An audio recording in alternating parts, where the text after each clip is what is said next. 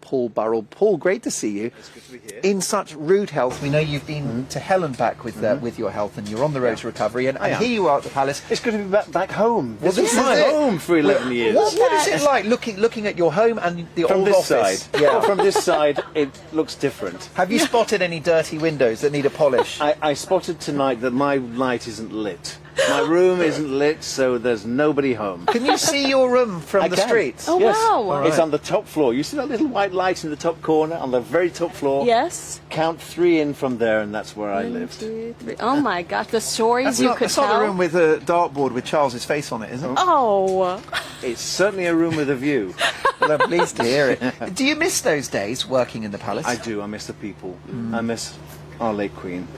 And of course this coronation's tinged with sadness for me because our Queen's not here. And my heart's torn all the time because of Princess Diana and the Queen and those incredible, unique, inspirational human beings that formed part of what we're going to see tomorrow, because they all have a place in Westminster Abbey. Because William and Harry will be thinking of the Queen, their gran, and their mother, who should have been there. Charles would be thinking of, and even Camilla will be thinking of Diana, I'm sure. Do my warm words about Camilla in my take at 10 stick in the craw for you a little, given what she put your beloved Diana through? Well, Mark, listen, we're all older. Our lives have changed. Speak for yourself, dear. Yes. My life's changed. I'm now married to a man. I've moved forward. And so has the Prince of Wales and Camilla. They've moved forward. And we have to accept the fact that time marches on. We can't forget what happened in the past, and I can't because I was there. But I wish them well. I do, honestly, and Diana would wish them well. She wouldn't bear a grudge at all. She would have moved on in her life. So you see, for me, it's crossing a bridge. We have to cross that bridge with King Charles and Queen Camilla. Like it or not, we have to, because on the other side of that bridge is waiting King William and Queen Catherine.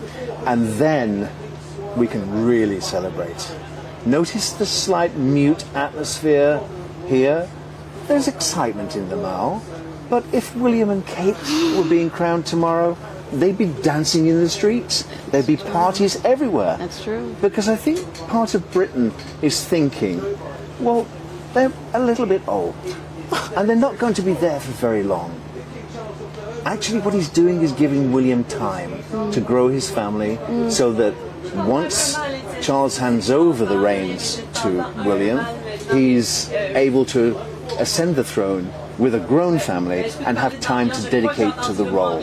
So do you anticipate that Charles could hand over the reins to William when he's older? I think it's very possible that maybe in 10 years' time, much the same as European royal families who are handing over to their heirs, I would think that Charles in 10 years' time will be quite old, and who knows, in good health.